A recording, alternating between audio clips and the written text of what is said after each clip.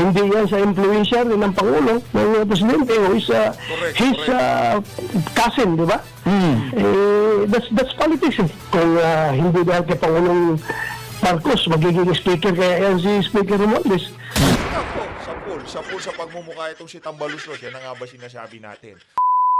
Ayun na nga mga kababayan, pang-DE ng interview nitong si Senator Bato de la Rosa. Matagal-tagal na ho natin di nagagawa na reaction video itong si Senator Bato. Dito sa video na to, sinoplak ho niya itong si Tamba. Yang akap na yan, naku, meron hong banat itong si Senator Bato de la Rosa sa mga pahirap sa ating bansa. Pero bago yan mga kababayan, isang like at isang subscribe lang ho, sapat na ho sa atin dito sa PH Update. At sa mga gustong sumali sa ating barkadahan dito sa PH Update, alam nyo na ho gagawin. Yung join button, nandyan lang ho sa baba. Napakarami ho nating bagong member, pero bago ho yan mga kababayan, gusto ko ho munang i-mega love shoutout. Yung mga kasama natin dito sa PH Update na hindi pa ho natin na shoutout, no? Talaga na mga napakatindi ho, ay ibang klase ho kung makasuporta yung mga kasama natin dito. Heto, mega love shoutout ho dito kay Jane. Maraming salamat ho. Maraming salamat ho sa pagsuporta sa PH Update. Mega love shoutout ho. Maraming salamat. Maraming salamat ho. Eto, mega love shoutout din ho dito kay Astrid Elia. Maraming salamat. Palakpakan ho natin. Mega love shoutout. Maraming salamat ho. Napakalaking tulong ho niyan sa mga ginagawa nating reaction video. Dito, syempre, kanina, Merry Christmas, di ba? Alangan naman yung Happy New Year nitong si Ma'am Arisa yan. Hindi ho ninyo makita. Mega love shoutout, Ma'am Arisa yan. Ingat ho kayo dyan sa Japan. Maraming salamat ho.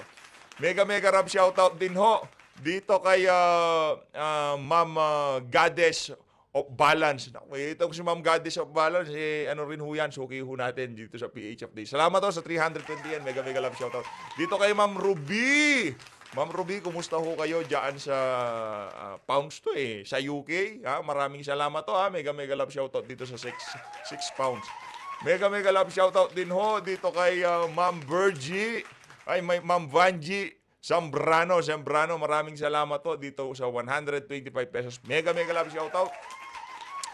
Mega love shoutout din ho dito kay Ma'am Erlinda Sulweta. Itong si Ma'am Erlinda, sila ho yung kumbaga mga OG ho yan sa pagpapakulay sa baba. Madam, maraming salamat Happy New Year. Ngayon ko pa lang ho kayo nabati. 3 days ago na to. Nabisi ho tayo. Dami ho nating inasikaso. Maraming salamat, Ma'am Erlinda Zulweta. Maraming salamat. At talaga naman ho mga kababayan, pagka nagpakulay kayo dyan sa baba, talagang sisiguraduhin ho natin na mapapasadahan ko kayo para pasalamatan. Itong si Come to Life, maraming salamat. Come to Life maraming salamat sa 250 pesos. Mega love shoutout. Talaga na mga matindi yung mga kasama natin dito sa PH Update. Ito si Ma'am, itong si Ordinary Citizen 83. Salamat ho dito. Mega love shoutout. Mega love shoutout din ho dito kay Lynn Dubai. Ma'am Lynn, kumusta ho kayo dyan sa Dubai? Mega love shoutout. Ito pag nakikita ko nagko-comment tong aso na to, itong ano na to, alam ko itong si Ma'am itong si Ma'am Arlene Recto. Iniba mo madam yung pangalan mo Dati Recto na babasa ko, ngayon ano na lang, Lynn Dubai. Mega love shoutout. Ayun na nga, rekta ho tayo sa ating mga paksa dito sa video na to.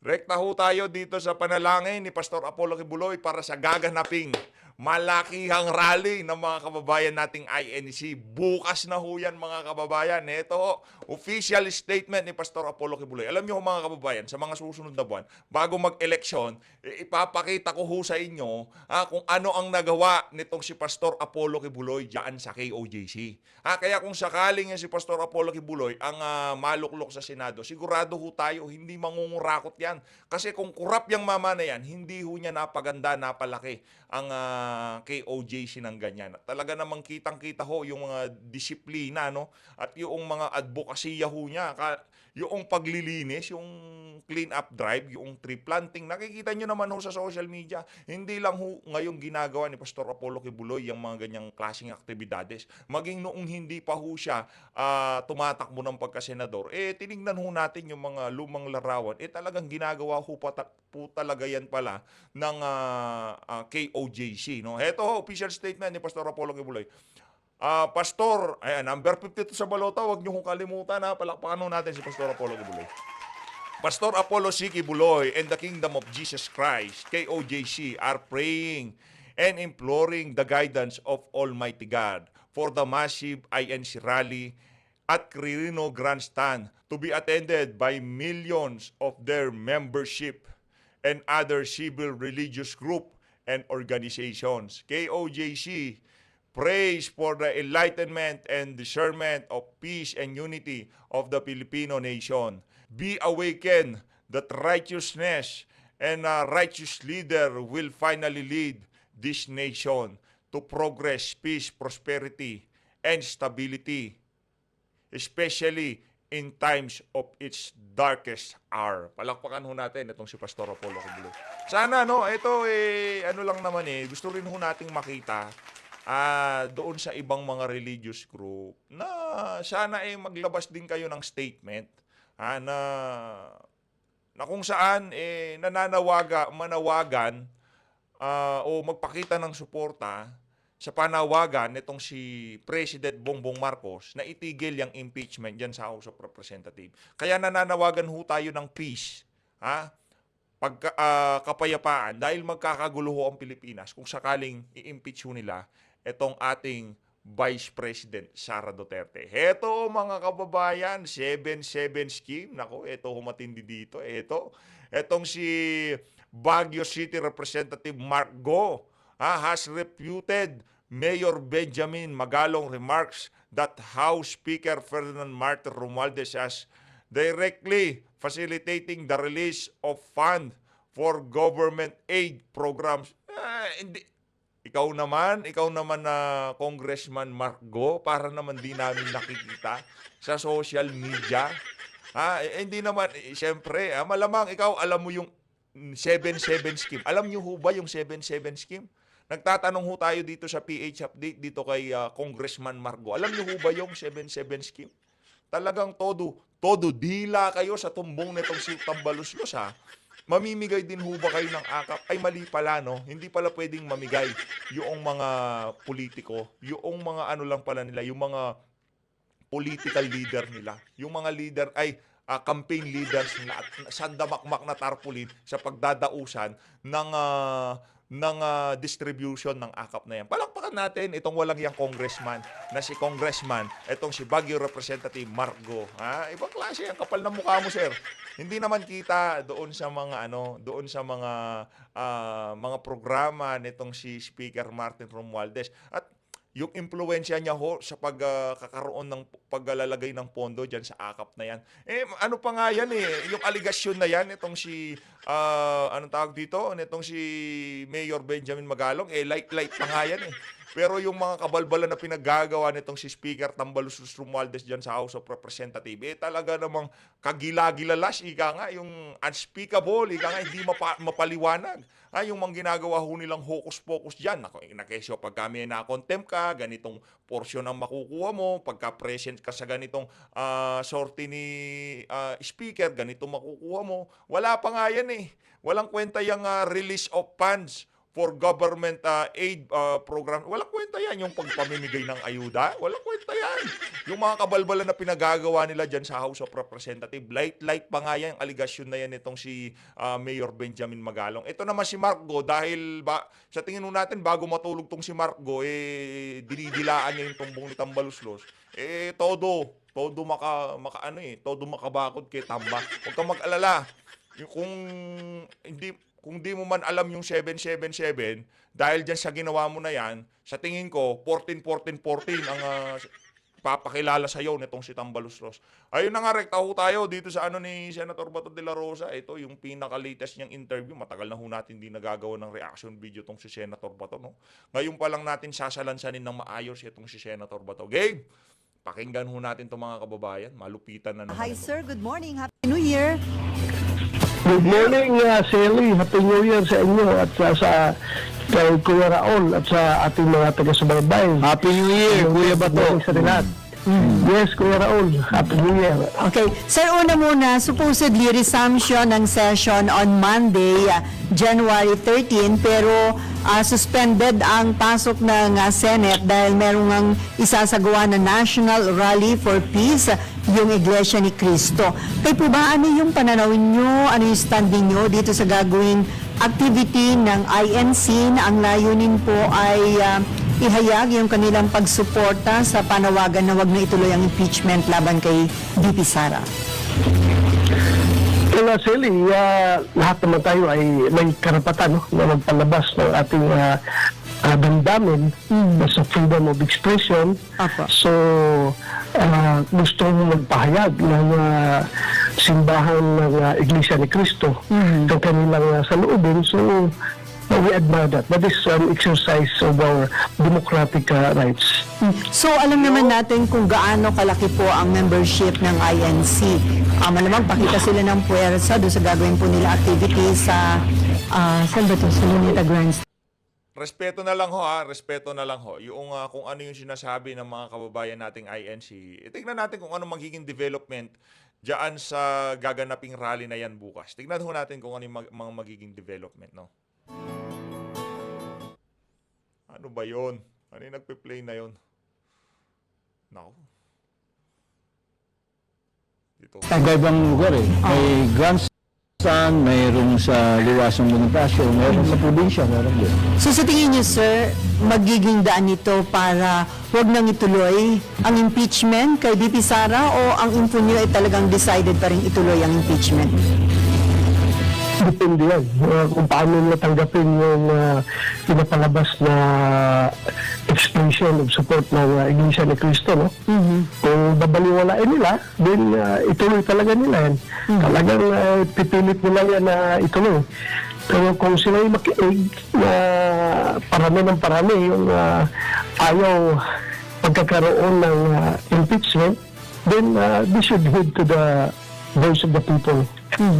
Although may information po yata, no, yung ilang mga kongresista, lalo na yung mga electionists at yung mga party list, parang nagdadalawang isip na pumirma, partner, dahil baka daw walang makuhang boto mula sa Mindanao. Mindanao. Oo. May ganun din po ba? Ibig sabihin, itong mga re-electionist na to, kung hindi election ngayong mga panahon na to, kinukonsiderin lang pirmahan yung impeachment na yan. Mga walang iya kayo, ha? Anak ng toko, 52 sa balota, Pastor Apollo Kibuloy, at ito namang si Atty. Vic number 55. Mga walang iya kayo. Kung hindi pa mag-e-election, talagang tutuluyan nyo yung impeachment na yan. Buti na lang pala election. At sigurado ho tayo, yung mga kababayan natin sa Davao, alam na ho nila kung ano man ang, kung sino man ang iboboto sa susunod na election. Alam na ho nila yan, ikang. Alam na ho nila gagawin nila. Kung yan ang kanilang pagtingin, din mabuti kasi ibig sabihin, pag isitan sila, ibig sabihin nakikita nila kung saan nakaside yung taong bayan, lalo yung mga taga Mindanao at yung kalakhang parte ng Visayas, no? Kung yan ay kanilang kinukonsidera, din mabuti at nararamdaman nila yung hinanakit ng taong bayan. Although may isang survey, sir, na lumabas na parang 41% ng ating mga kababayan doon sa mga respondent doon sa survey ay pabor sa impeachment. Although pagdating siyempre sa Mindanao, marami yata, 50, parang, pero yung Etong tono ni Ma'am Shelly ngayon nagugustuhan ko na ho. Kasi ano yan minsan sa interview pa lang, yung pilantik pa lang nag-i-interview. Minsan nararamdaman na ho natin na itong particular na nag-i-interview, nakargado na kagad yung kanyang mga sinasabi. Pero itong si Ma'am Shelly ngayon, parang gusto ko yung pilantik ng dito. doon sa mga respondent, 41% daw ang suportado itong impeachment laban kay VP Sara. Doon sa isang survey. Still, hindi pa rin majority, di ba? Yung democratic country, kung gusto talaga rin yung sundin yung boses ng mayorya, hindi pa rin karapat-dapat na ituloy yan. Dahil 41%. Granting na talagang properly conducted yung survey na yan, lumabas sa 41%, so meron pa rin mayorya na ayaw talaga na ituloy yung impeachment na yan. Senator, Kuya, ang Yes, Pangulo ay nagsabi na hindi siya pabor para ituloy ang impeachment at ang INC nga ay magsasagawa ng malaking rally by Monday. But what's happening is na tuloy ang pag-file at tinuloy yung proseso sa bahagi ng Kongreso. Ano ba talaga? Can this be dictated by the President or masusunod talaga ang ginagawa sa Kongreso? Well, sa kanila na Raul, kung talagang ang talagang balak nila, kung gusto na nila palabasin na ayaw ko no, tapos yun pala, patago pala, gusto pala, then nasa kanila lang yan. Kung talagang gusto, may paraan. Kung ayaw, maraming dahilan. Diba? Mahirap yung magbasa tayo, we have to gising game tayo kung ano talaga totoo dyan, no? Sana na magpakatotoo sila kung talagang ayaw na din gawin nila. Hindi yung ibang sinasabi, ibang ginagawa. Kaya ang tao tuloy ay nawawalan ng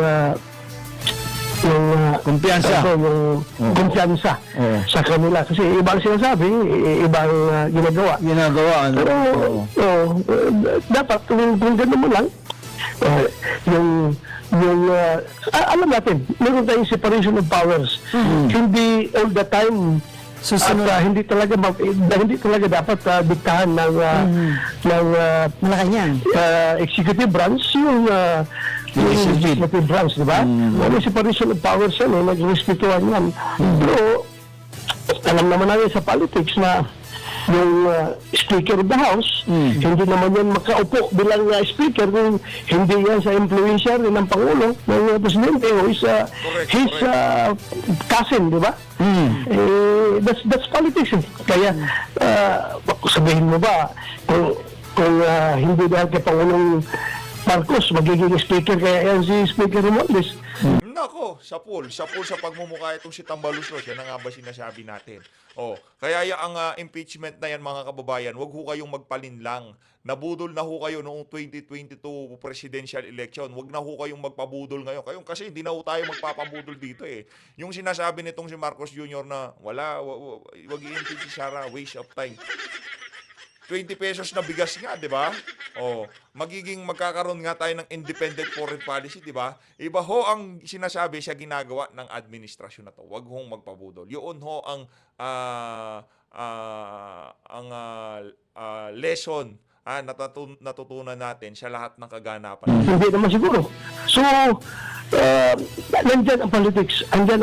So, kung respeto niya yung point of view ng yung kagustuhan ng chief executive, sana pakinggan niya at sundin niya. Pero kung lumalabas ngayon sa ating bansa na iba na ang Pangulo, iba na nagpapatakbo ng bansa, din yan ang problema ngayon. Wala nang sinusunod. Iba na ang sinusunod. So, Pero sa inyong kampo, Kuya Bato, sa inyong kampo, no, as you were saying nga, iba yung sinasabi, iba yung ginagawa. Meron naman kayong ginagawang paghahanda sa mga gantong mga taktika? Wala talaga. Yung prepare for the worst. Prepare for the worst na talaga nito. Pero sir, Prepare for the worst.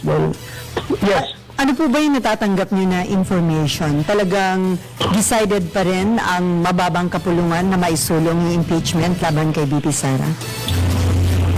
Kung pakinggan natin yung mga balibalita, ay talagang pipilitin nila na maipasayan dito sa Senado para ipasa nila yung responsibilidad sa amin.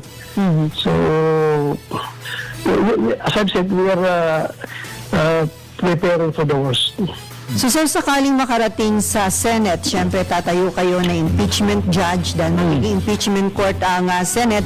So handa po ba kayo na isakripisyo yung inyong pangangampanya dahil next month, mag-start na ho yung campaign period. So, alin po yung magiging priority nyo? Ang gampanan nyo inyong tungkulin bilang impeachment judge o ang inyong pangangampanya bilang re-electionist senator? Wala tayong magawa. Sino, no? Trabaho natin yan. Hindi tayo ng pangbayan na maging senador. At bilang isang senador, upo ka bilang horado sa impeachment court. So dapat gampanan mo yung trabaho mo. Huwag mo i-priority yung pansarili mo na porque takot ka na baka mamaya hindi ka na makakampanya, hindi ka na ma-re-elect. Sige na lang, kung hindi tayo ma-re-elect, kung hindi tayo makampanya, basta importante, gampanan natin ating trabaho, nakaata sa atin yung responsibilidad niya, yung magiging horado ka sa impeachment court din, gampanan natin yan. Otherwise, puro pang sarili na lang iniisip natin. Pag ganun, pangampanya na lang iniisip para ma-re-elect. Kuya Bato, ang kayo ni Kuya Bongo ay identified with the Duterte and you will be acting as the judge, impeachment judge dito sa kung sakaling matunoy. Wala ho ba kayong plano to inhibit yourself dito kung matuloy man ang impeachment sa umakyat man ito sa Senado? Dahil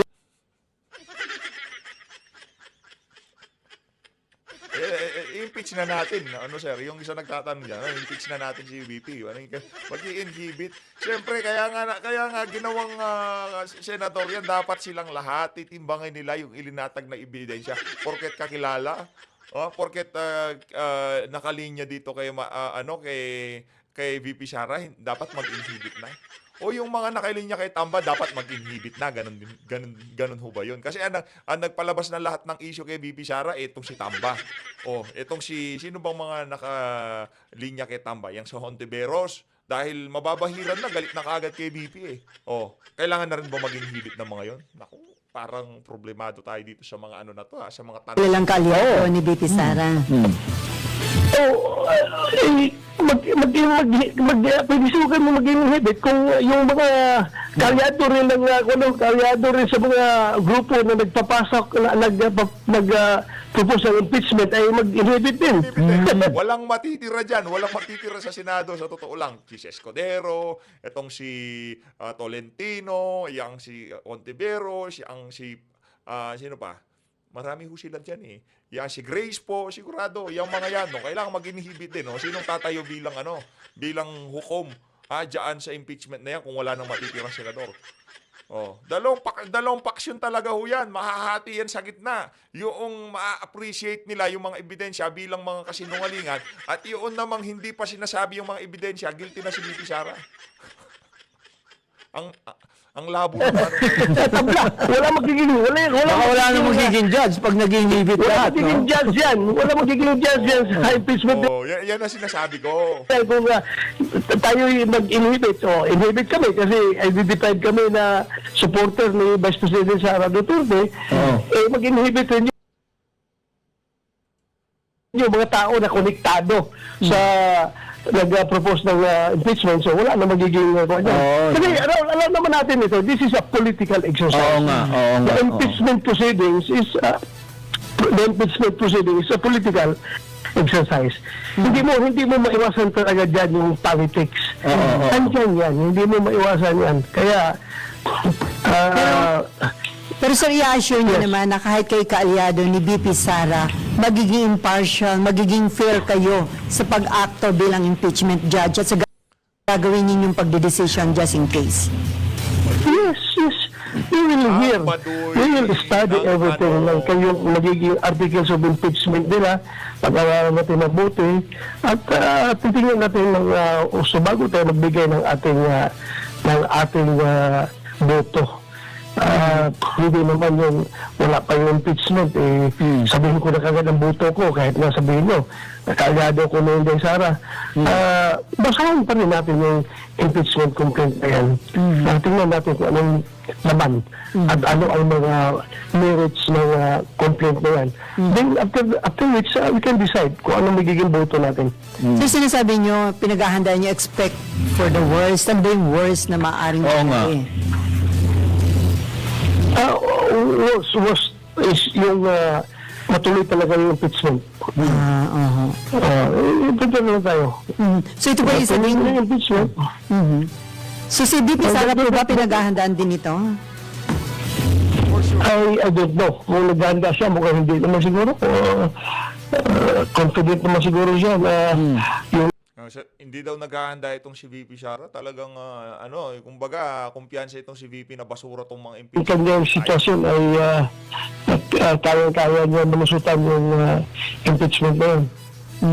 Sabi niyo nga sir, babasahin niyo pa rin yung complaint. So, ang inyong magiging decision, kung may makita kayong basis, yun ang inyong pagbabatayan, kung ano man yung maipipresenta ng mga ebidensya sa impeachment. Yes. Yung magiging natin basis, otherwise, hindi na tayo magbasa. Hindi na tayo makinig dyan sa article of impeachment. Buto na lang tayo diretso with closed eyes. Kaya basahin pa rin natin, sabahan natin yan.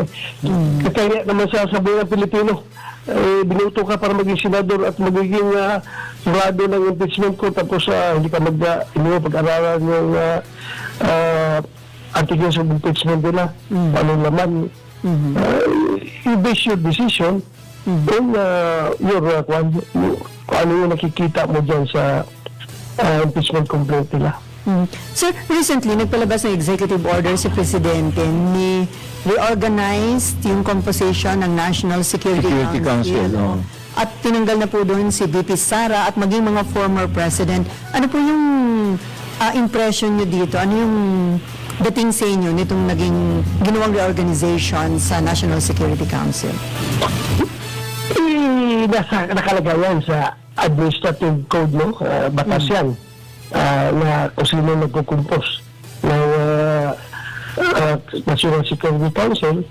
But then again, the President has the power to reorganize all the offices and agencies under him, under the executive branch of government. So siya ngayon ang so kung decision na natanggalin, wala tayong magawa. Pwede nga tanggalin. Pero ako nasasayangan lang, lalo na on the part of yung pagtanggal niya sa mga former presidents. Yung wealth of experience ng mga former presidents at surviving presidents na andito pa ang buhay pa, sayang yung kanilang wealth of experience na hindi ma-harness, hindi magamit ng kasalukuyang Pangulo dahil tinanggal niya at hindi na niya pwedeng pakinggan dahil tanggal na sa National Security Council. Sayang lang, sayang. It could have been a very great source of advice and consultations yung mga former presidents, lalo na pagdating sa national security concerns. Pero sa tingin nyo, may connection nito sa nangyayaring mainit na bangayan sa pagitan ng Pangulo at ni VP Sara para wala ng maging role sa administrasyon ang Vice Presidente at maging ang dating Pangulong Duterte? Ordinary citizen would think that way. Dahil alam naman natin talaga, why fix it if it ain't broken? So, Correct. that could be the relationship. That could be the relationship. It's broken. So, they are fixing it.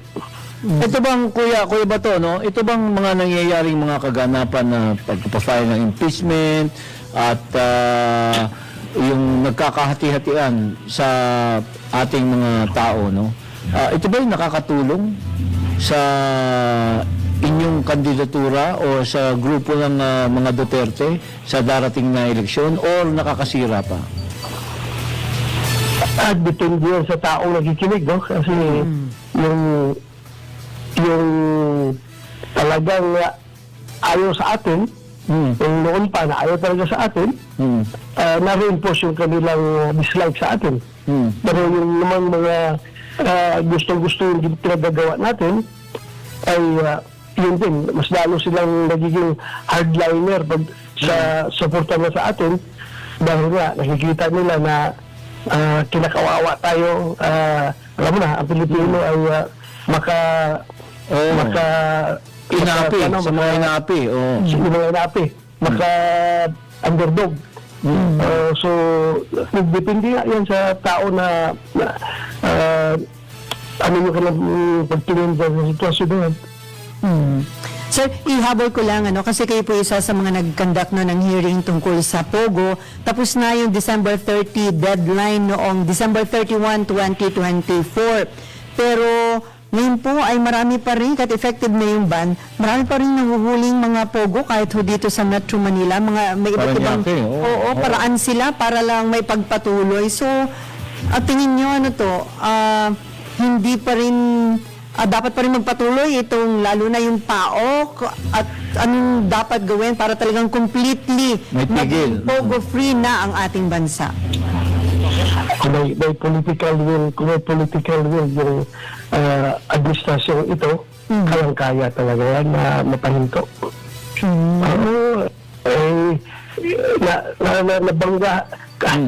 Nabangga nga natin yung problema sa illegal drugs kung talagang seryoso ka. Surrender yung 1.6 million na drug test royalties. Yan pang POGO na mga foreigner dyan, mga Chinese mga nag-operate na yan. Tingnan natin kung hindi ka matakot kung seryosohin mo yan. Sa inyong mo talaga yan. Sa inyong info, Kuya Bato, meron pa rin nag-ooperate ng mga POGO dito sa ating bansa, being a former chief PNP. Meron pa rin mga patago na nag-operate. Pero sana, madali mo lang yan, kung talagang seryosohin yan, mahinto yan. Mahinto yan, mga foreigner yan eh. Foreigner yan, hindi ba yung matakot sa atin kung seryosohin natin yan. At alam ko sir, di ba, under 2025 budget, dinagdagan nyo ang pondo ng PAOK para mas effective yung kanilang operation. Tama po ba? Yes. Opo. So sir, sa resumption ng session, ano pa yung ini-expect ninyo? Ano pa ba yung mga inaasahan nyo na maipapasa ng Senate at meron bang kabilang dun sa inyong priority bill na inaasahan nyo maihahabol? Yung priority, baka yung aking mga pit bills, baka mahirapang humabol. No? Pero meron ako isang priority ngayon na inahabol yung amendment ng firearms law. Yun ay napag-usapan namin kasama ng mga kasama natin sa Senado na ay tapusin namin itong firearms sa amendment na ito, yung bill na ito. So, Ayun na nga mga kababayan, dito na unang tatapusin ang ating reaction video. Maraming salamat po sa pag-support sa Page Update. Mag-ingat ho kayo lahat. Mahalin natin ng Pilipinas.